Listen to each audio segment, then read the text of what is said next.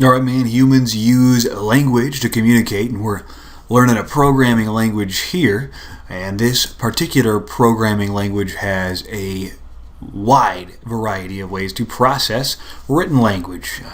And we process written language, we process characters with strings. So if I were to sit down and try to put all of Python's abilities to manipulate, evaluate, compare, and do any number of other things with strings, I could make hundreds of these videos at this length and exhaust my knowledge relatively quickly, but still not capture everything that's built in, that's available to you, that you can go and get and learn to apply. So we're not going to get into anything too fancy up front. We're just going to get a very basic look at strings in Python. So if you're ready, let's get to it.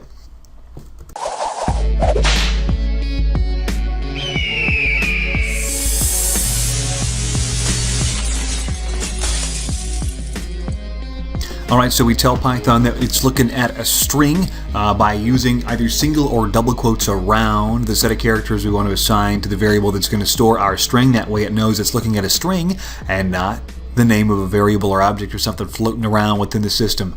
So you could use, like I said, either single or double quotes. So we're going to assign the variables A, B, C, and D the values up here. Let's go ahead and run this program. And you got to save ahead of time. And it came right over. So let's see what we have here. Hey, you got 5. Pretty simple. Nothing too wild, wacky, or complicated there. B, the Romans. We can put spaces in these things. It's still one object, just one string. We'll look at lists later on. Those get exciting. But for now, that's one string. It's by itself. It's treated as one object.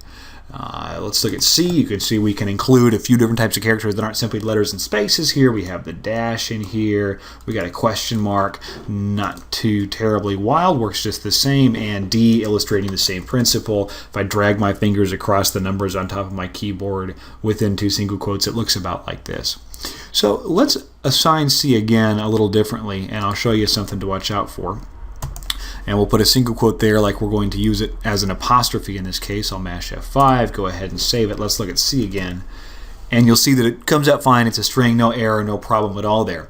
But if we were to try to end with another single quote, things would get a little less hunky-dory for us. We'll see, boom, it throws an error, a syntax error, which pops up here because we're in the GUI. It would show up otherwise if you're just working from your shell. So you need to start and end with the same kind of quote in there. So let's take it again from the top real quick here, show you just a couple of other things.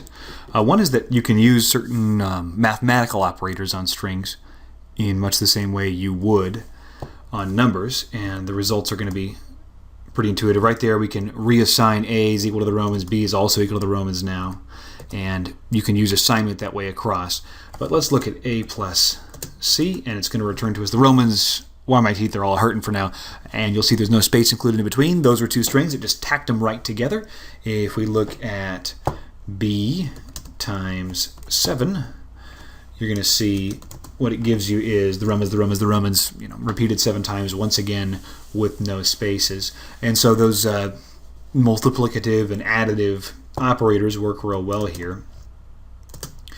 B minus C, however, isn't going to do it for you. Similarly with B divided by C don't work the same way.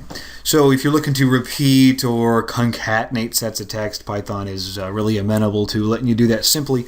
But be aware that those things mean different operations on string variables than they do on numerical variables. So that can be a source of confusion or consternation sometimes. So that is a brief look at the very basic elements of strings within Python. Like I told you earlier, they are approximately 19 kajillion different things to learn and do with these strings. But that's the start. We're going to get into some of those more complicated factors as we develop need for them later on, as we start doing more exciting things. So again, this is Ed working for mybringback. Thank you so much for spending some time and learning with us today. I want you to follow us on YouTube. Keep watching these videos, man. It's not going to hurt. I think it'll do you some good.